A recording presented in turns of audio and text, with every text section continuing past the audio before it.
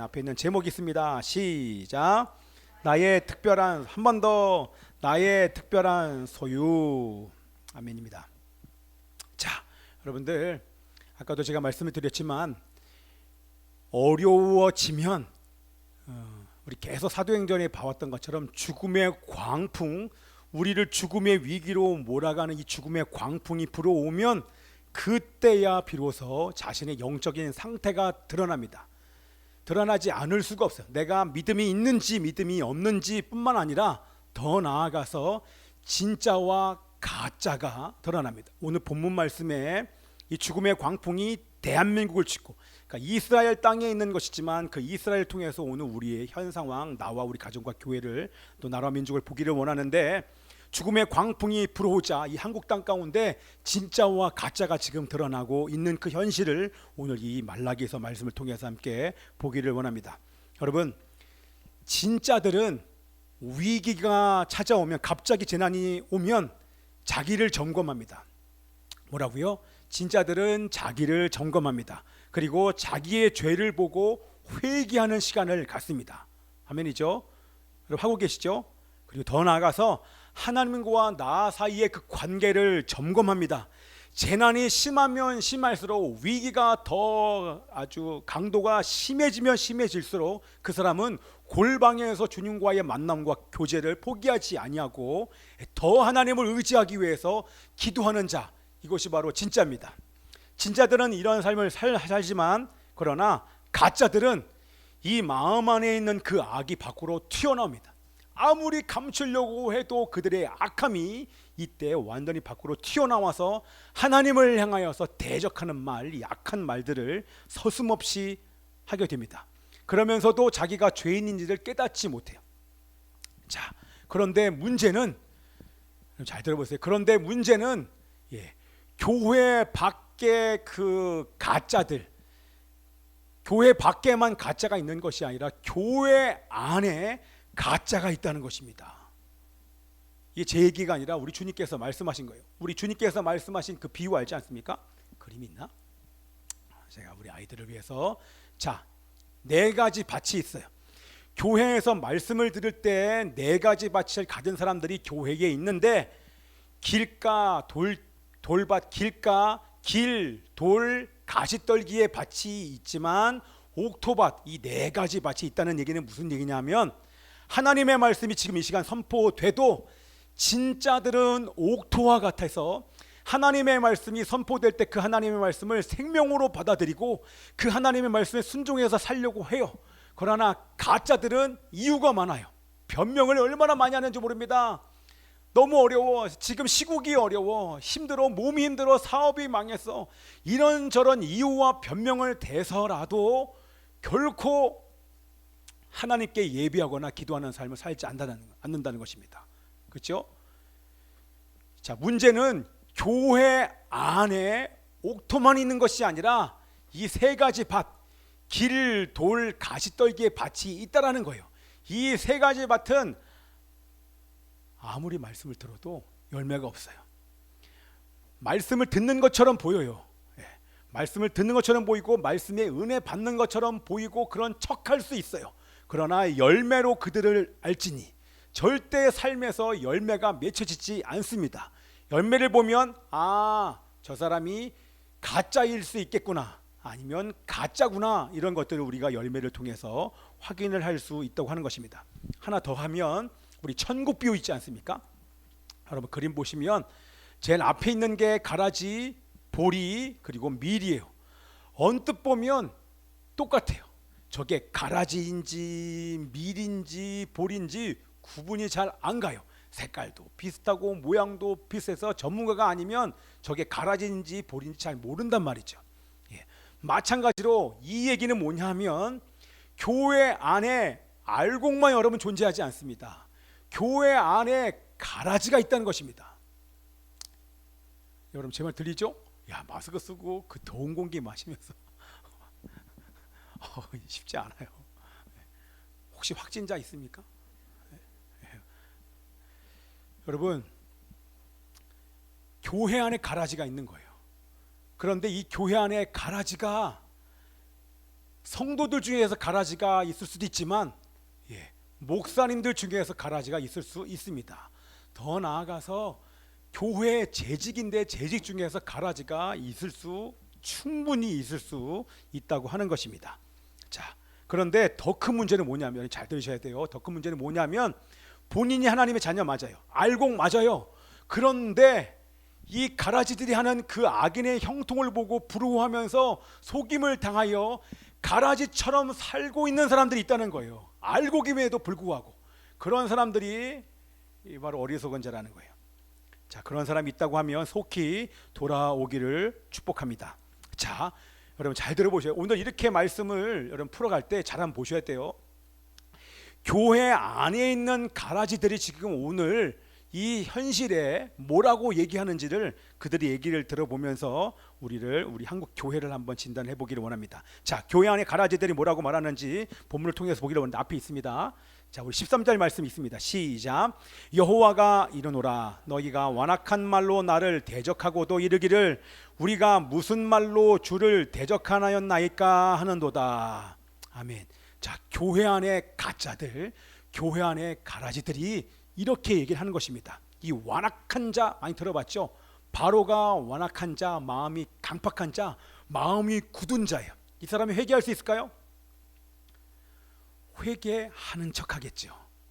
교회 안에서 회개 다 모여서 우는 것처럼 보여도 저 사람이 운다고 회개한다라고 우리가 단정 지을 수 있나요? 아니에요. 저는 그런 사람 정말 많이 봤습니다. 정말 눈물도 흘리고 회개하고 부르짖어 기도하는데 가라지들이 있을 수 있다고 하는 거예요. 자, 이 완악한 자라고 하는 것은 우리 잠언 말씀을 통해서 보면 거만한 자, 미련한 자, 이런 자들이 바로 가라지 완악한 자라고 하는 것입니다. 자, 거만한 자, 미련한 자는 어떤 사람이에요? 하나님을 경외한다고 말만 하지만 경외하는 삶을 살지 않아요. 입술로는 내가 주님을 존경한다 얘기하지만 주님을 존경하고 사랑하는 삶 속에서 살지 않는다고 하는 것입니다. 자, 그래서 모든 생각, 모든 계획, 모든 행동이 하나님의 뜻을 거스리는 죄밖에 내놓을 수 있는 게 없어요. 생각도 악하고 마음도 악하고 행동도 다 죄예요. 다 악해요. 그런데 아닌 척하는 거예요. 그게 바로 위선이라는 얘기입니다. 자, 얼마나 교만한지 오늘 본문 말씀 보니까 얼마나 교만한지 망설임 없이 하나님을 대적합니다. 하나님이 말로 대적을 하는데 그 얘기는 뭐냐면 이 마음 안에 있던 악이 밖으로 튀어나오는 거예요. 마음에 악이 있으면 절대 그 악은 이 마음에 저장되지가 않아요. 반드시 말의 실수로 통해서 밖으로 튀어나오게 된다는 것입니다. 그래서 내가 완악한 말 하나님을 대적하면서 내가 무슨 말로 주님을 대적합니까? 이러면서 오히려 이 하나님을 대적하는 이 행동과 말을 보여줍니다. 자, 하나님을 대적하는 마음이 있었기 때문에 대적하는 말이 튀어나오는데 우리 어떻게 말이 튀어나오는지 구체적으로 우리 14절 말씀 함께 읽습니다. 시작. 이는 너희가 말하기를 하나님을 섬기는 것이 헛되니 만군의 여호와 앞에서 그 명령을 지키며 슬프게 행하는 것이 무엇이 유익하리요? 여러분 이해되십니까? 어떤 악한 말이 튀어나오는지 이런 악한 말을 교회에서 한다는 거예요. 뭐라고요? 하나님을 섬기는 것이 헛되다. 이 섬긴다라는 뜻이요. 제가 예전에 강의할 때도 이 섬긴다의 그 어원이 히브리어가 아바드예요. 이 아바드는 예배하다의 그런 뜻입니다. 예배하며 섬기는데 뭐라고 지금 이 교회 안에 있는 가라지 가짜들이 뭐라고 얘기하냐면 하나님을 섬기는 것이 헛되다. 헛되다의 뜻이 무익하다 또는 무가치하다. 또 이 단어에서 악하다 이런 얘기. 하나님께 예배드린 것이 악한 거야. 하나님께 예배드린 것이 전혀 가치가 없어. 하나님께 예배드린 것이 전혀 유익하지가 않아 라고 얘기하면서 하나님께 예배드리며 섬기는 게 바로 헛된 거야 라고 얘기를 하는 것입니다. 자, 그들의 여러분은 지금 이해가 되세요? 그들의 진짜 모습이 지금 드러나는 순간이에요. 하나님의 예배가 헛되다 얘기하면서 오히려 지금 예배드리지 않고 있는 이 시간을 그 사람들은 마음으로 환영합니다. 좀 이따 다시 얘기할게요. 그들이 예배하는 목적은 어떤 목적이냐면, 자, 그들이 예배하는 목적, 여기 슬퍼한다는 얘기는 금식하면서 금식한다는 얘기는 내가 하나님께 예배하는 목적, 내가 금식하는 목적, 내가 기도하는 목적은 복을 받기 위함이에요. 이해되시죠? 목적이 있어요. 내가 이렇게 하면 하나님께서 반드시 나에게 형통의 복, 물질의 복을 주셔야만 된다. 그것 때문에 내가 이렇게 형식적으로나마 예배드리면서 형식적인 헌금 생활을 했는데, 왜 나는 이런 신앙생활을 예배드리고 기도까지 했는데 왜 나에게는 복이 아니라 오히려 이렇게 어렵습니까? 그러니 결국에는 하나님께 예배드리는 것이 헛된 거야, 이렇게 얘기를 하는 것입니다. 이해되세요? 할렐루야. 좀 길어지니까 이게 졸리구나. 네? 아멘. 자, 복을 받지 못하자 지금 원망하고 불평하고 있는 것입니다. 하나님을 예배해봐야 헛된 거야, 시간 낭비야. 그러니까 우리 지난주에 뭐라고 얘기합니까? 시간 낭비니까 뭐예요? 그러니 적당히 예배 드려도 돼. 그렇죠? 병든 재물 가지고 갈 수 있어. 얼마든지 가지고 갈 수 있어. 병들었는지 저런지 상관없다는 것입니다. 그리고 그 얘기는 뭐예요? 와서 헌금을 드리기는 드리지만 형식적으로 헌금을 드리고 그냥 그 자리에 와서 앉아 있는 것입니다. 자, 여러분 함께 이렇게 모일 때는, 다 같이 모이니까 모일 때는 기도하는 척했어요. 소리도 크게 지르고 막 눈물로 기도하는 척했지만, 그러나 요즘같이 교회가 모이지 않을 때는 하나님을 찾습니까? 안 찾습니까? 안 찾아요. 네. 언제든지 힘들거나 필요할 때만 하나님을 찾습니다. 그리고 아까도 말씀드린 것처럼 예배를 금지하라 그랬더니 뭐라고 얘기합니까? 속으로 얼마나 환영하는지 모릅니다. 왜냐하면 예배를 금지하니까 대충 드릴 수 있거든요. 헌금도 낼 필요 없거든요. 그러니까 환영하는 것입니다. 그러면서 뭐라고 얘기하냐면 요즘 현장 예배 드리는 사람들을 욕하고 공격합니다. 정부가 예배를 통제하고 예수 믿지 않는 주민들이 예배 드리는 교회를 고발하는데, 요즘 교인 중에서 나가서 교회를 고발하는 사람이 있어요. 이게 지금 우리 한국교회 현실이에요. 교인이 나가서 예배 시간에 몰래 영상을 촬영해서 그 영상을 가지고 고발하는 우리 교인들이 있어요. 네? 없죠? 네. 지금 교회 현실이에요. 지금 고발하는 사람 실제 있다니까요. 자, 여러분, 교회 안에 기생하고 있던, 알고 긴 척했던 가짜가 지금 드러나고 있습니다. 그리고 옥토인 척하면서 열매 맺을 수 없는 가짜의 정체가 지금 다 드러납니다. 또 뭐라고 얘기합니까? 우리 15절 말씀 있습니다. 15절 말씀 시작. 지금 우리는 교만한 자가 복되다 하며 악을 행하는 자가 번성하며 하나님을 시험하는 자가 화를 면한다 하노라 함이라. 자, 뭐라고 얘기합니까? 교만한 자가 복되대요. 여러분 이런 말 들어봤습니까? 교만하면 패망의 선봉이 뭐예요? 가장 먼저 망하는 사람이 교만한 사람이에요. 고개를 빳빳이 들면 교만한 사람의 목을 하나님께 딱 치시지 않습니까? 그런데 얘기하기를 교만한 자, 악을 행하는 것, 하나님을 향하여 시험하는 자, 하나님께 도전해도 그래도 결코 멸망하지 않아. 그 사람들은 오히려 복된 존재야 라고 얘기를 하는 것입니다. 자, 왜 하나님께 예배드리는 것이 헛된 것인지 그 이유를 15절에서 얘기를 하고 있는 것입니다. 자, 이렇게 얘기하는 거예요. 현실을 봐봐. 지금 우리가 지금 살고 있는 이 현실이랑 똑같아. 현실을 봐봐. 교만하고 악을 행하며 하나님께 도전하는 자들이 지금 얼마나 형통하고 복을 받고 있어. 지금 예수 믿는 사람들만 고통당하잖아. 그렇지? 지금 사업이 얼마나 힘들어. 그러나 봐, 지금 이 정부를 봐. 백성들을 무시하고 하나님도 대적하면서 헌법도 무시하고 온갖 부정과 비리를 저지르고 있는 악을 행하는 자들이 지금 얼마나 잘 살고 있어. 그들은 온전한 11조를 드리지 않아도 그들은 얼마나 잘 살아. 그러나 나는 11조도 됐고 예배도 드리고 헌금도 하고 기도생활 말씀 암송까지 다 했는데 나는 왜 이래? 우리 예수 믿는 사람들이 왜 이렇게 힘들어? 우리 한국교회가 왜 이렇게 힘들어? 그러니 하나님께 예배드린 것이 헛된 거야, 무익한 거야. 그러면서 악한 사람들의 그 형통을 부러워하면서 그들을 따라가는, 가라지는 아닌데 그런 자녀들도 있다고 하는 것입니다. 네, 혹시 그런 사람 있으면 우리 돌아와야 됩니다. 자, 그런데 여러분 정말 속지 마십시오. 네, 다 끝났어요. 그런데 그때에 이 모든 대부분의 사람들이 헛된 거야, 요즘 얼마나 많은 사람들이 욕합니까? 여러분 인터넷 들어가서 지금 예배를 드리라고 하는 오늘 제가 얘기했던 그 감리교 감독 회장이 얘기했던 그 밑에 댓글 한번 읽어보세요. 정말 입에 담을 수 없는 그 욕을, 쌍욕을 하나님과 교회를 다니는 교회들을 향하여, 교회가 바로 하나님, 교회를 욕하면 그건 하나님 욕하는 거예요.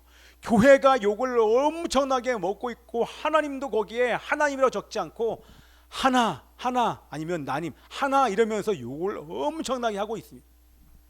자, 그러한 때에 이런 시국에 하나님을 경외하는 하나님의 믿음의 사람들, 가라지가 아닌 알곡인 의인들이 하는 말을 여러분 한번 들어보십시오. 자, 뭐라고 나옵니까? 우리 16절 말씀 앞에 있죠. 그때에 시작.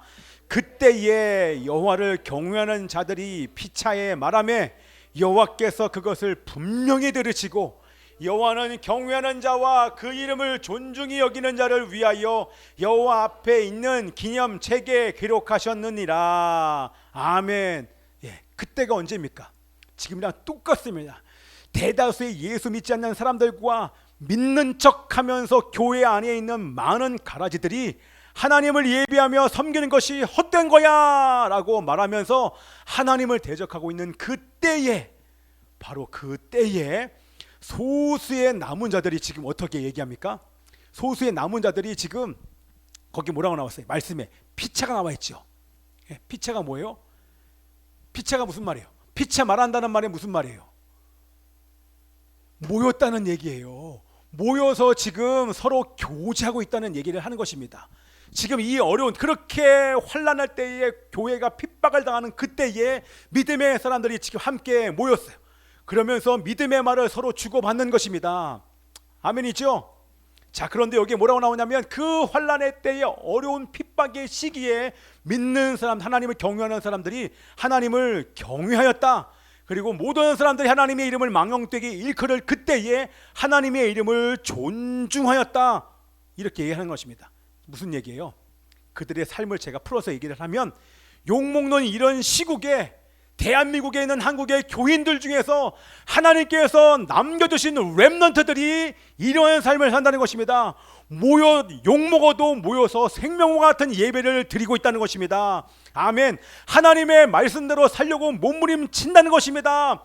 이러면 이럴수록 더욱더 골방에서 하나님과 교제하며 기도하기를 멈추지 않는다고 하는 것입니다. 그리고 더 나아가서 이웃과 나라와 나라에 있는 모든 죄와 어둠을 다스리는 그 중보의 사명을 계속적으로 기도하면서 살고 있다고 하는 것입니다. 아멘이죠? 아멘입니다. 자, 그럴 때 하나님께서 뭐라고 말씀하십니까? 우리 히브리서에 있는 말씀, 두 가지 말씀. 자, 어떤 사람들의 습관과 같이 모이기를 중단하지 마십시오. 서로 격려하여 주님이 오실 날이 가까울수록 더욱 모이는 일에 힘씁시다. 그날이 가까운 볼수록 예수님께서 오실 날이 가까울수록 모든 하나님의 백성들이여 모이기를 힘쓰라. 우리 주님 이렇게 말씀하시는 줄 믿습니다. 사도행전 2장 46절의 말씀, 날마다 말씀을 같이하여 성전에 모이기를 힘쓰고 집에서 떡을 떼며 기쁨과 순전한 마음으로 음식을 먹고 하나님을 찬미하며 함께 떡을 떼며 모여서 기도했다고 우리 하나님의 말씀이 분명하게 우리에게 말씀해 주시는 줄 믿습니다. 자, 이렇게 믿음의 교제를 나눌 그때에 우리 하나님께서 뭐라고 말씀하십니까? 이게 뭐라 나와요?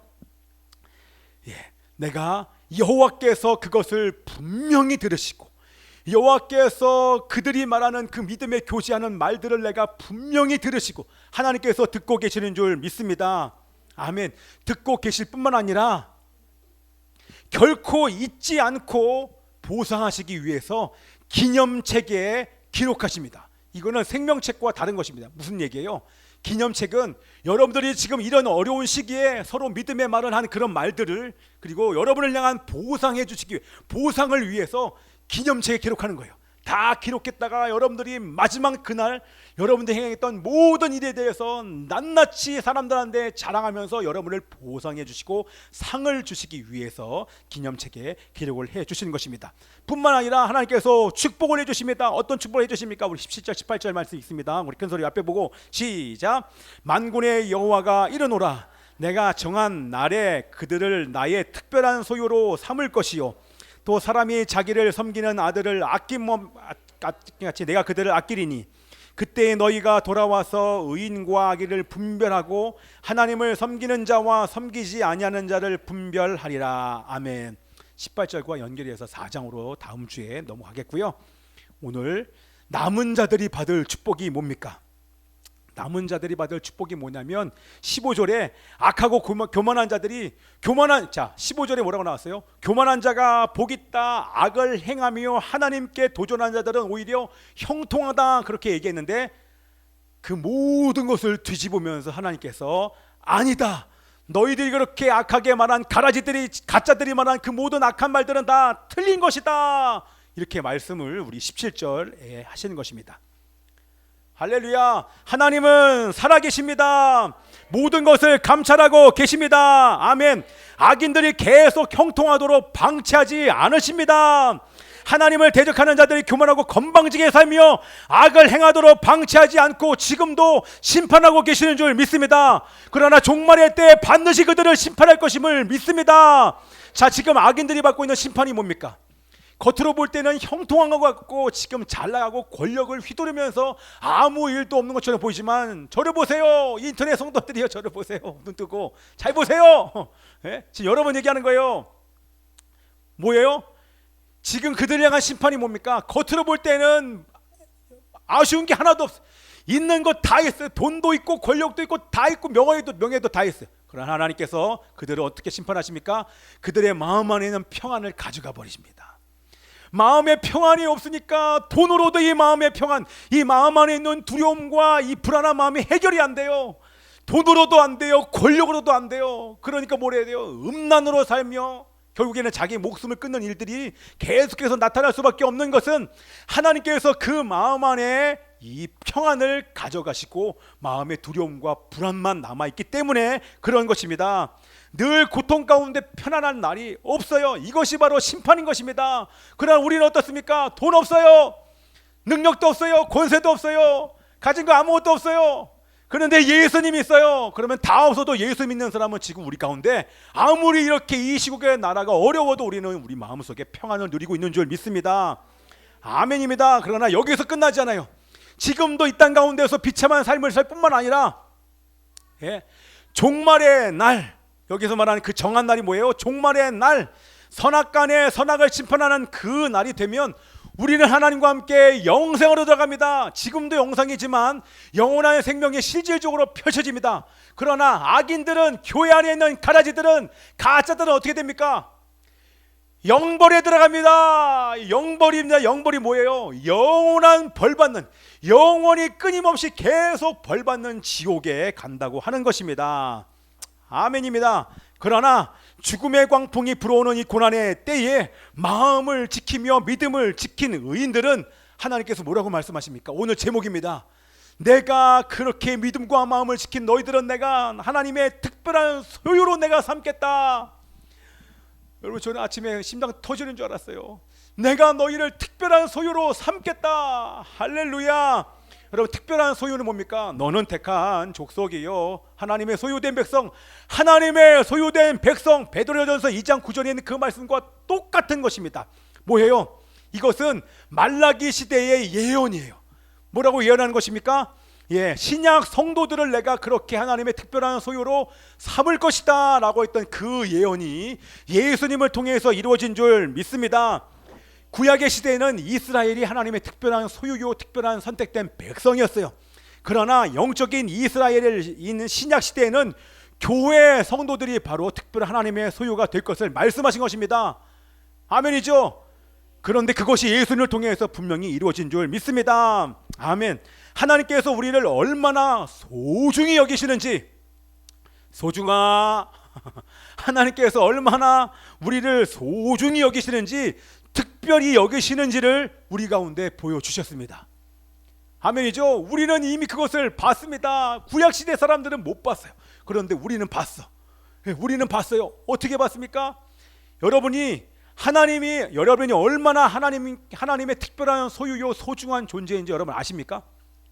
여러분 아십니까? 인터넷 성도들이요, 여러분 아십니까? 우리가 정말 특별해? 우리가 정말 하나님께 소중해? 우리가 어떻게 할 수 있어요? 여러분, 하나님께 가장 소중한 분은 누구십니까? 아들이죠. 아들이. 우리 집에서 가장 소중한 사람이 누굽니까? 저한테 물어보세요. 그러면 다 소중한데 지금 늦게 태어난 우리 소중이가 제일 소중해요. 예. 여러분, 하나밖에 없는 아들이 소중한 거예요. 하나밖에 없는 아들, 독생자. 우리 처음에 석중이가 태어났을 때 독생자였죠. 더 안 태어날 줄 알았죠. 근데 독생자 태어나서 얼마나 기뻤는지 모릅니다. 그러나 둘째가 아들 태어나고 셋째가 태어나니까 위로는 별로 안 소중해져요. 그러지 않습니다. 다 소중하지만 어리니까 부모의 보살핌이 필요하니까 소중한 거예요. 그래서 이제 이름도 우리 소중이라고 얘기를 졌지 않습니까? 자, 여러분은 하나님이 정말 소중한 존재, 하나밖에 없는 아들. 그런데 그 하나밖에 없는 아들이요 100% 순종해요. 그럼 얼마나 더 소중합니까? 그렇죠? 하나밖에 없는데 그 아들이 100% 순종을 해요. 그렇게 소중한 존재인 예수 그리스도를 바로 여러분을 위해서 희생하신 것입니다. 그럼 여러분은 어떤 존재예요? 아들만큼 중요한 존재, 아들만큼 특별한 존재, 아들만큼 소중한 존재인 줄 믿습니다. 아멘입니다. 그렇게 소중히 여기시는 아들을 희생해서 우리를 살리신 그 하나님의 놀라운 사랑을 경험한 우리들이기 때문에, 이 하나님의 놀라운 사랑을 받았기 때문에 고난의 시간, 죽음의 광풍이 불어오는 이 위기 속에서도 우리는 하나님께 예배하는 것입니다. 생명을 걸고 예배하는 것입니다. 하나님의 말씀에 순종하는 것입니다. 그리고 아무리 어려워도 골방에 들어가 주님과의 교제를 절대 포기하지 않고 목숨 거는 것입니다. 더 나아가서 죄와 싸우고 자신과 싸움이 악한 영과 싸우는 이 전쟁에서 우리가 결코 물러나지 않고 계속 믿음의 싸움을 싸우는 것입니다. 아멘입니다. 어떤 순간에서도 믿음을 지키며 마음을 지키며 영적 전쟁에 승리한 여러분 되시기를 축복하며 기도합니다. 아멘. 할렐루야.